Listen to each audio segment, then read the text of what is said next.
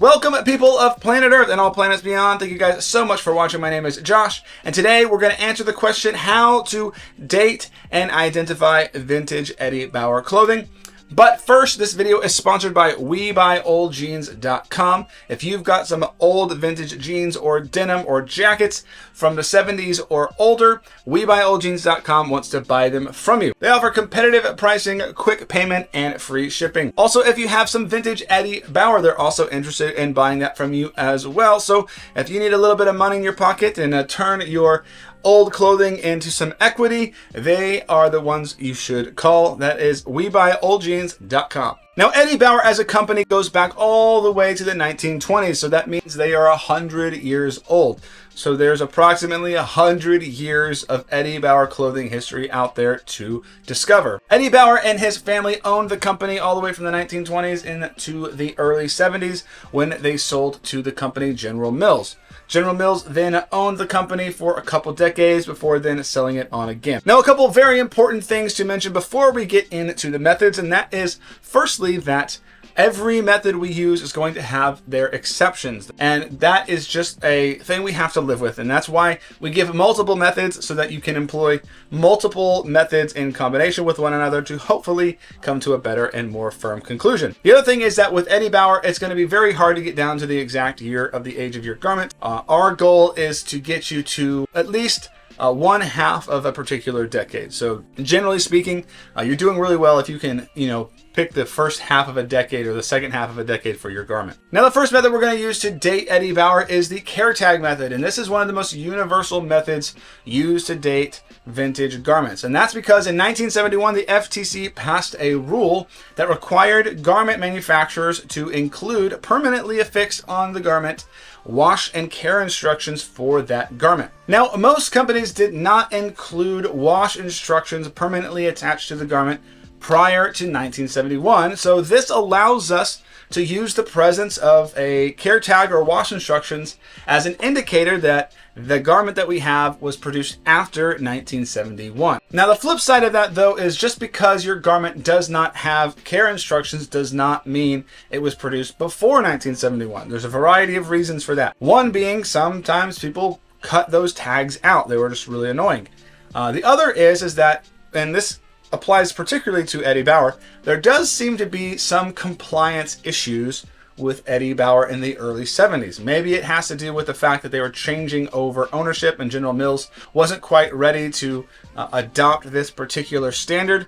But it does appear that, at least in some cases, up until about the mid 70s, Eddie Bauer sometimes did not include the wash instructions like they were supposed to. Now, there's another tag that can be helpful, particularly with Eddie Bauer, and that is the composition tag. Similar to the FTC rule in 1971, in 1960, the FTC passed a rule that required manufacturers of garments to include a tag of the composition of that garment. So whatever fabric that garment was made of, the manufacturer had to include a tag that explained it. Caveat on this particular method is that they were only required to attach that at the time of sale. So a lot of companies just attached it onto the flasher or the price tag or something like that. So it was not required to be permanently affixed to the garment.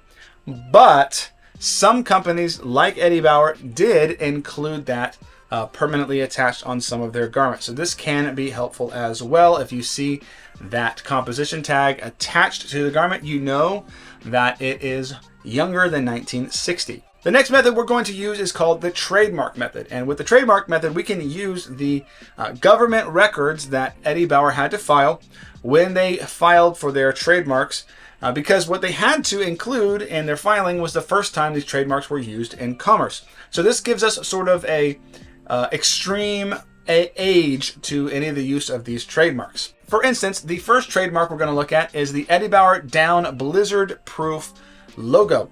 This design was used on their interior labels for many years, and the first use of it in commerce was in 1940. So if you have a garment that includes this design, you know that it's no older than 1940. The next important trademark we're going to look at is the double bar Eddie Bauer script logo. This was adopted in 1963 and 1964, and its first use was in 1963. So if you have a garment with a double bar and a script logo on it, your garment can't be any older than 1963. The next trademark is this one right here with some geese flying into the wilderness. This one was used first in commerce in 1968. So if you have a garment that includes this design, it's no older than 1968. And this one, which is my personal favorite, is some geese wearing some down quilted vests and some maybe in down quilted shoes, which are super comfy, it looks like. This trademark was actually first used in 1982. So if you see this on a garment, you know that your garment is no older than 1982. Now, these are not all the trademarks that Eddie Bauer has registered. Eddie Bauer registered many, many more, mostly though in the 80s and 90s as they were expanding into varieties of different other categories. And that kind of leads us to our next method, and that is to use sublines. Eddie Bauer had a few sublines that are relevant to us. And the first one is All Weekend Long. This was a line that was released in 1987.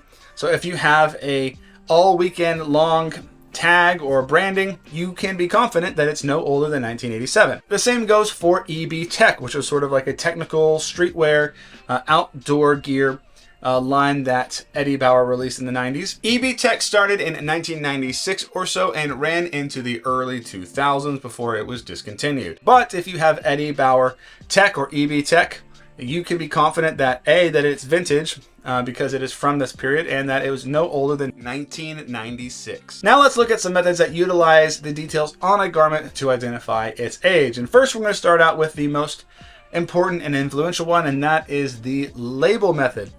Using the labels, we can determine, generally speaking, the ages of some of our garments. And that's because Eddie Bauer used basically standard labels for certain periods of time. Now, out of all the companies that we have done guides for here on this channel, Eddie Bauer actually has utilized some of their standard tags for the longest period of time.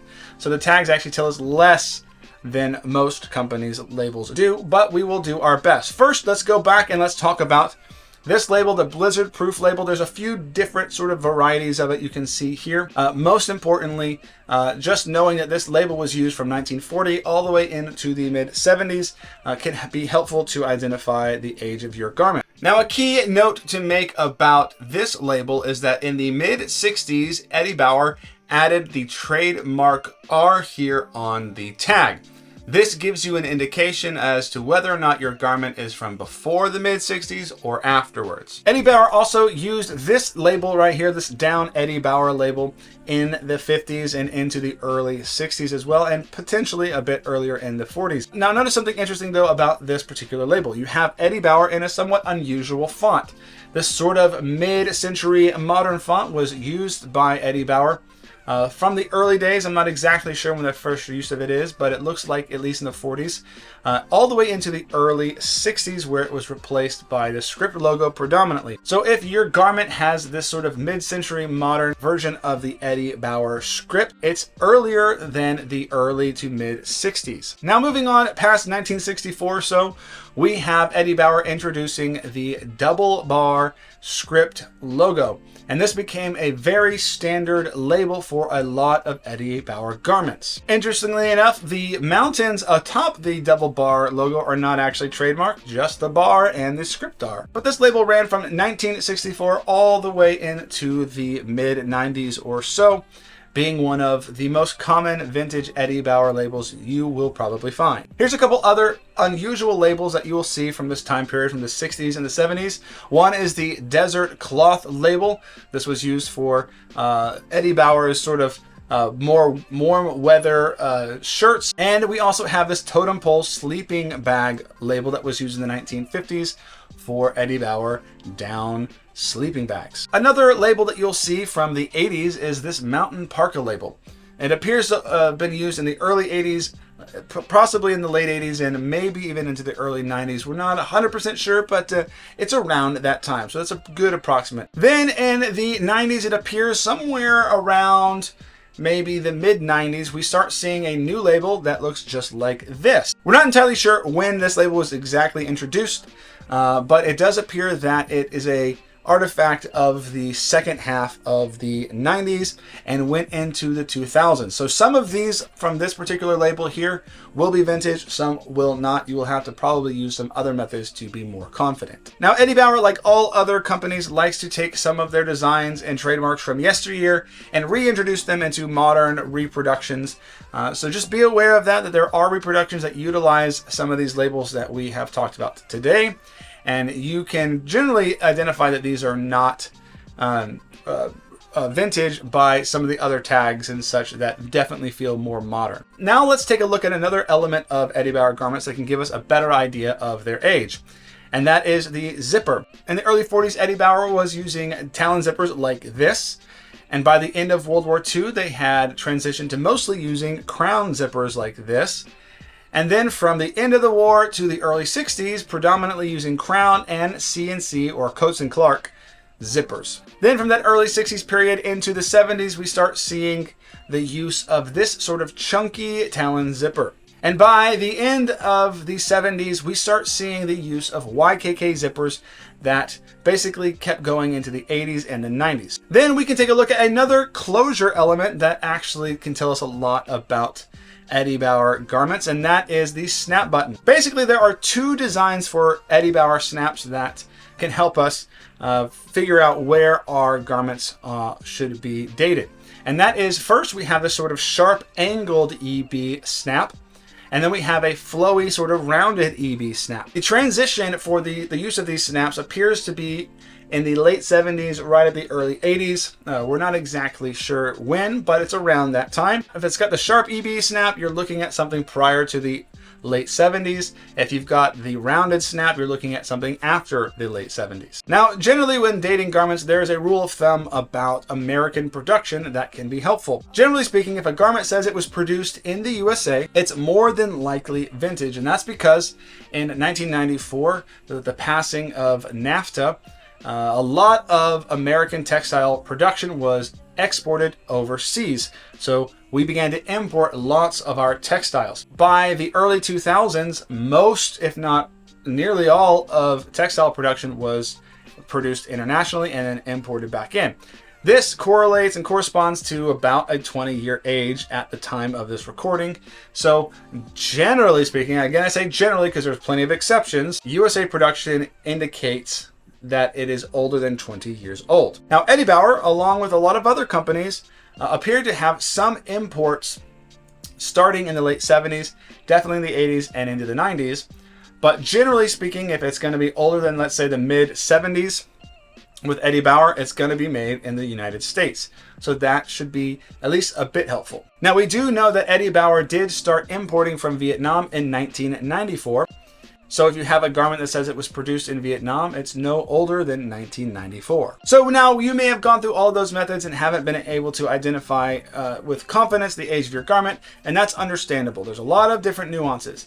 And there are certainly a lot more methods that are very, very, very specific that I don't think that would be very fruitful or productive to put on this video. So you are welcome to email me your questions. Just send me some photos to lootfam1@gmail.com, or you can go to the video sponsor WeBuyOldJeans.com. Since they're very much interested in your Eddie Bauer, they can answer a lot of questions as well. But I hope this video was helpful and that you did find some answers to your questions and hopefully got a little bit more insight into your vintage Eddie Bauer garments. Thank you guys for watching. We'll see you on the next one. Peace.